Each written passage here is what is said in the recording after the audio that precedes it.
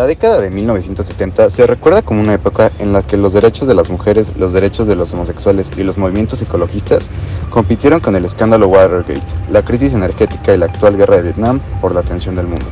Muchos recuerdan la década de 1970 como una década de inflación altísima, agitación política y erosión del prestigio de los Estados Unidos en todo el mundo.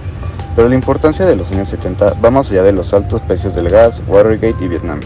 Profundos cambios en la política estadounidense, las normas sociales y la economía de la nación echaron raíces.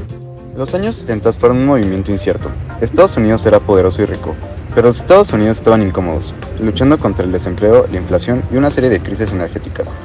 A medida que la nación pasó de una economía manufacturera a una economía basada en los servicios, las plantas cerraron, los trabajadores protestaron y los trabajos se fueron a otra parte.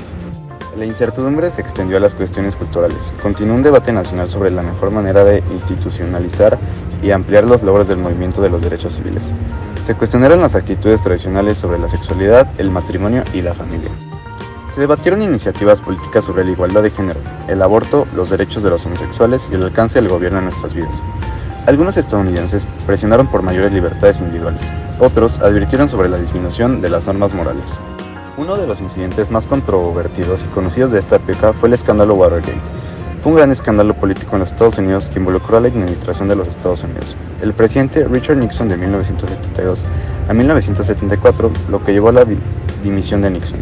El escándalo surgió de los continuos intentos de la administración de Nixon para encubrir su participación en el allanamiento del 17 de junio de 1972 de la sede del Comité Nacional Demócrata en Washington, edificio de oficinas de Watergate. Los años 70 fueron un momento incierto. Estados Unidos era poderoso y rico, pero los Estados Unidos estaban incómodos, luchando contra el desempleo, la inflación y una serie de crisis energéticas.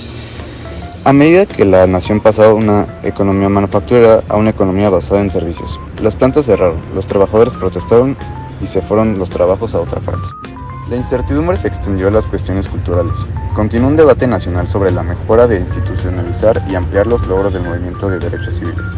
Se cuestionaron las actitudes tradicionales sobre la sexualidad, el matrimonio y la familia.